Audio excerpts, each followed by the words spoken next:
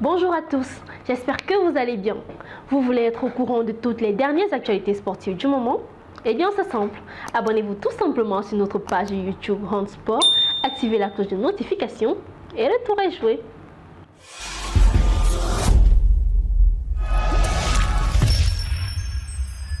On entame ce journal des sports avec des informations sur le meilleur coach de la CAN 2023, Emerse Faé. Nommé entraîneur intérimaire de la Côte d'Ivoire en pleine Coupe d'Afrique des Nations, Emerse Faé a réussi à remporter la compétition. Ce lundi 19 février, il a été confirmé à son poste par la Fédération ivoirienne de football.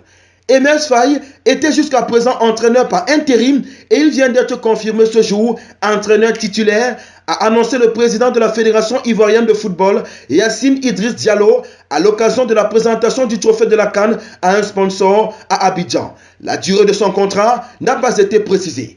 Du côté de l'Algérie, le président de la fédération est en Suisse pour dénicher le prochain sélectionneur. Walid Sadi, le président de la fédération algérienne de football, est sur le point de conclure la sélection du nouveau sélectionneur national pour le Fennec. Selon le site web DZ Foot, qui se base sur l'émission 3e mi-temps diffusée sur Radio El Badja, Walid Sadi a eu une rencontre avec l'entraîneur Vladimir Petkovic en Suisse. L'objectif de cette réunion est de finaliser les pourparlers concernant ce qui est annoncé comme son contrat à venir à la tête des Fennec. Selon la même source, l'entente prévoit un contrat de 2 ans s'étendant jusqu'en 2026. En Égypte, le nouveau sélectionneur Hossam Hassan tacle sévèrement Mohamed Salah.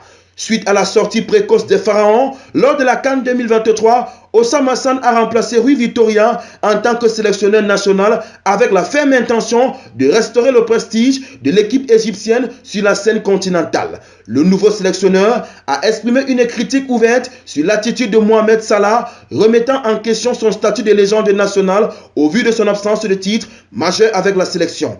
Hossam Hassan a souligné l'importance de l'engagement envers l'équipe nationale, rappelant sa propre carrière où jouer pour l'équipe d'Égypte était la priorité absolue.